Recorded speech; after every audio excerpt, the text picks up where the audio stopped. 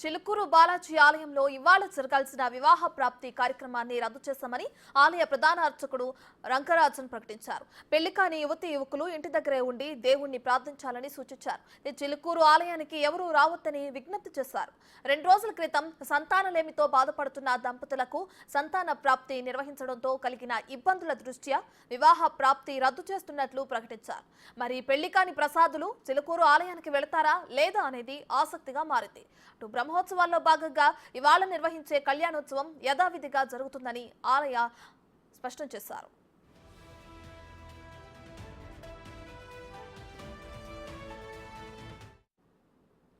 2 రోజుల క్రితం సంతాన ప్రాప్తి కార్యక్రమం ఉంటుందని ప్రధాన అర్చకుడు రంగరాజన్ ప్రకటించారు. ఆలయ ప్రకటన మీడియా అయితే సోషల్ మీడియాలో వైరల్ అవడంతో చిలుకూరు బాలాజీ ఆలయానికి భక్తులు పోటెత్తారు. వేలాదిగా వచ్చిన భక్తులతో ఆలయం కిక్కిరిసిపోయింది. ఆలయ పరిసరాల నుంచి 10 కిలోమీటర్ల మేర ట్రాఫిక్ జామ్ అయింది. భక్తులు ప్రయాణికులు తీవ్ర అవస్థలు పడ్డారు.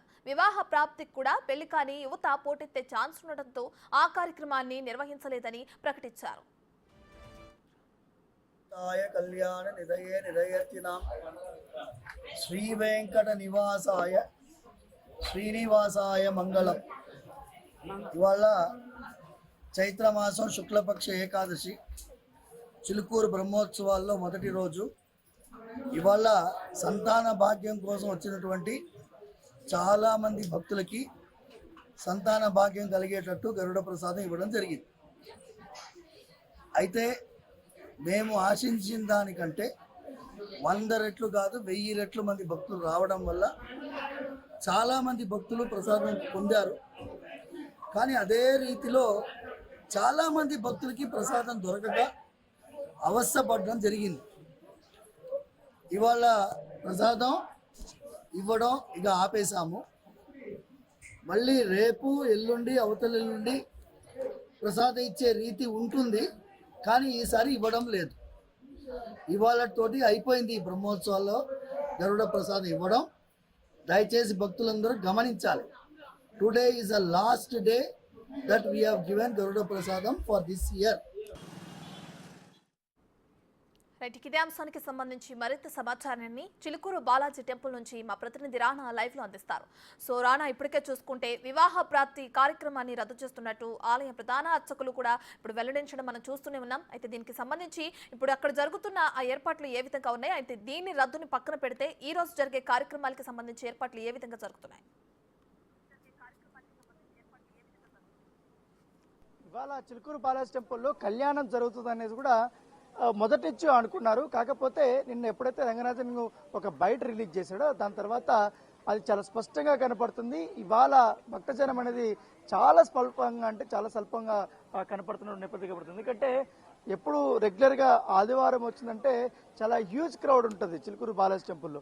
సో ఇవాళ ఎటువంటి కార్యక్రమాలు లేవు అనేది ఎప్పుడైతే ప్రధాన పూజారి ఆయన ప్రకటించడంతో నిజంగానే ఇక్కడ ఏమన్నా మూసేస్తారా, లేకపోతే కేవలం ఆలయంలో మాత్రమే కళ్యాణం జరుగుతుంది, మిగతా భక్తులకి ఎవరికి అనుమతి లేదనేసి ఆయన చెప్పిన తర్వాత ఈ క్రౌడ్ అనేది పూర్తిగా తగ్గిపోయింది. వీళ్ళందరూ కూడా ఇప్పుడిప్పుడే కొంచెం వసూలు పడ్డ నేపథ్యం పడుతుంది. ఎందుకంటే లోపలికి కొంతమందిని మాత్రమే అలా ఉంది, మిగతా అంతా మహాప్రదక్షిణలు వారు చేస్తున్నటువంటి సిచ్యువేషన్. ఎందుకంటే గుడి చుట్టూరా దాదాపు 11 ప్రదక్షిణలు చేయడానికి వీరు ఏర్పాటు చేస్తారు, దాని తగ్గట్టుగా చేస్తారు. ఎందుకంటే లోపల కూడా మనం వెళ్ళి చూసాం, కళ్యాణానికి సంబంధించినటువంటి ఏర్పాట్లు అయితే ఏం చేయలేదు. కాకపోతే ఆలయ ప్రధాన పూజారిని కూడా మనం కలిసి మాట్లాడినప్పుడు ఇప్పుడున్నటువంటి పరిస్థితుల్లో నేను ఎవరితో మాట్లాడలేను, ఎందుకంటే మొన్న జరిగినటువంటి ఈ యొక్క గరుడ ప్రసాదం వితరణ కార్యక్రమంలో సంతానలేమితో బాధపడుతున్నటువంటి ఎవరైతే దంపతులు ఉన్నారో వారందరూ కూడా చాలా ఎక్కువ మంది వచ్చారు. మేము ఎక్స్పెక్ట్ చేసిన దానికంటే కేవలం మేము 7 నుంచి 8 వేల వరకు కూడా ఎక్స్పెక్ట్ చేసాం.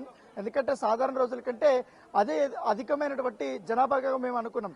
కాకపోతే దాదాపు 3 లక్షల వరకు కూడా వచ్చారంటే మేము ఊహించలేకపోయాం. దీనివల్ల చాలా ఇబ్బందులు పడ్డారు. ఇంకోటి చిలుకూరు బాలాజీ టెంపుల్ పరిసర ప్రాంతాల్లో నివాసం ఉంటున్నటువంటి వారందరూ కూడా స్థానికులు కూడా చాలా ఇబ్బందులు పడ్డారంటూ కూడా ఆయన చెప్పుకొచ్చినటువంటి నేపథ్యం.